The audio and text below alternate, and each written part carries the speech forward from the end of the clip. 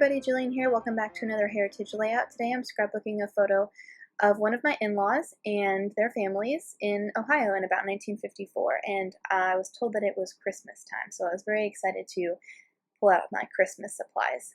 I have here some washi tape from Freckled Fawn and Michael's, some paper clips that I had pulled from my December Daily stash, and then I'm showing you there the Cosmo Cricut papers that I cut those two labels from, and I want to use them because they're pretty retro. I have some bundled up wood buttons, Dear Lizzie tile stickers, and then just some random older crepe paper Christmas collection embellishments. I chose an assortment of thickers. I wasn't sure which direction I wanted to go. Those are sitting off to the right. And then these papers are from Crepe Papers Bundled Up. I have a Dear Lizzie paper there, and that gold vellum dot is also Dear Lizzie, I think. Or maybe it's Crepe Paper Sleigh Ride. I'm not sure. So I'm going to use this red and white background. I'm cutting 3 inches off to make it a 9x12 layout. And when I looked at it, when it was finally done, it looked crooked to me. And I think it's an optical illusion because the paper is like a repeating triangle in a diagonal pattern. So if your eyes are playing tricks on you, I apologize. It is straight in person. So I knew I wanted to have a few strips of paper on the left side of the layout. So what I'm doing is cutting this text print, and immediately when I cut it, I realized it was too small, and that was the only scrap I had, so I had to live with it.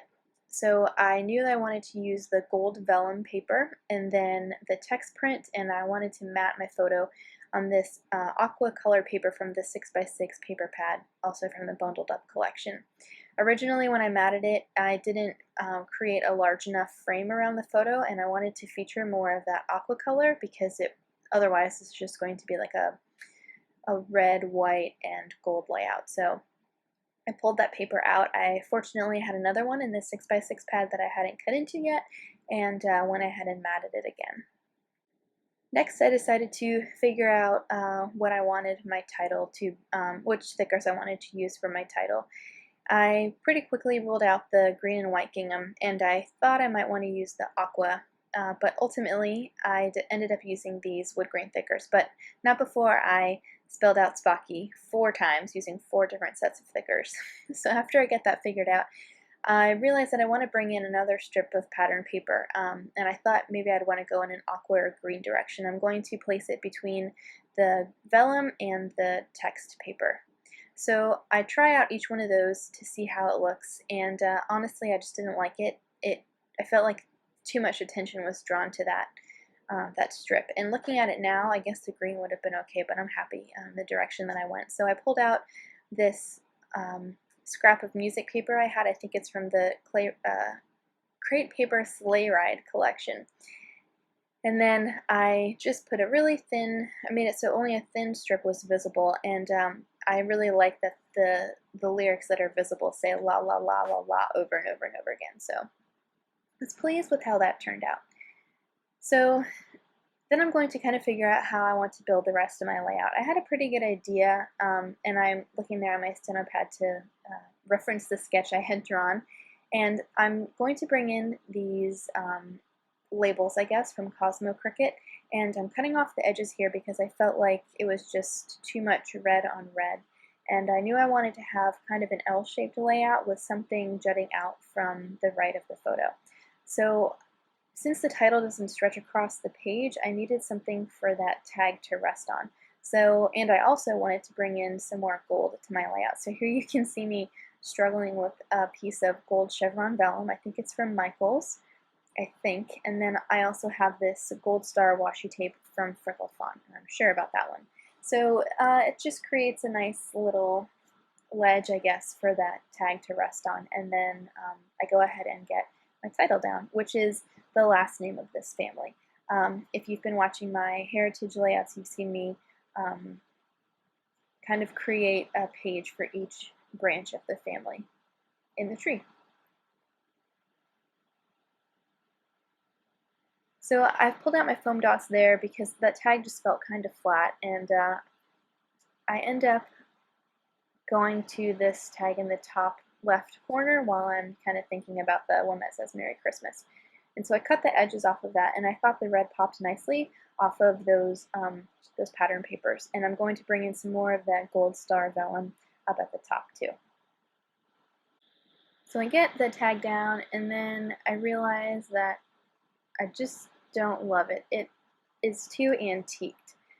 So while I'm thinking about it, I go ahead and get out the embellishments I had pulled, and I'm going to get the year down. So my mother-in-law thinks this was taken in 1954, 53 or 54, and so she told me what grade she was in, and I based it on that, on her age at the time. So I'm going with 1954.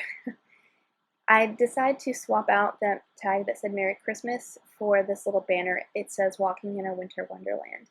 And then I decide to use the wood button that says 25. But here I'm just exhausting all of my options.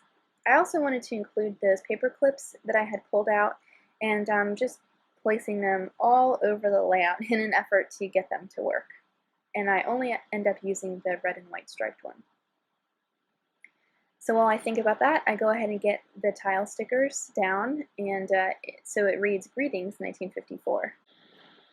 I'm still fidgeting around with that paper clip, and then I realize I should just put it up at the top, and that's where it stays. It's kind of pointing down to the tag that says Greetings, and it covers the join of the music paper and the text paper, so I liked how that worked out. And then I go ahead and get started on my journaling. I'm basically identifying everyone in the photo. So it says Tim, Kay, Glenn, and Helen, North Baltimore, Ohio, Christmas 1954. And then I go ahead and get those brads from the Bundled Up collection, and I want to go with the one that says 25. So I'm digging through my stuff here to get my paper piercer, which is at the way bottom, and I go ahead and get that on the page. So then I grab my gold Heidi Swap Color Shine, and I sprinkle that on the bottom right and the top left of the page to create kind of like a diagonal line. And that's it. Here's a look at my finished layout. You can see it kind of looks like it's leaning, but I promise it's not in real life. And here are a few close-ups.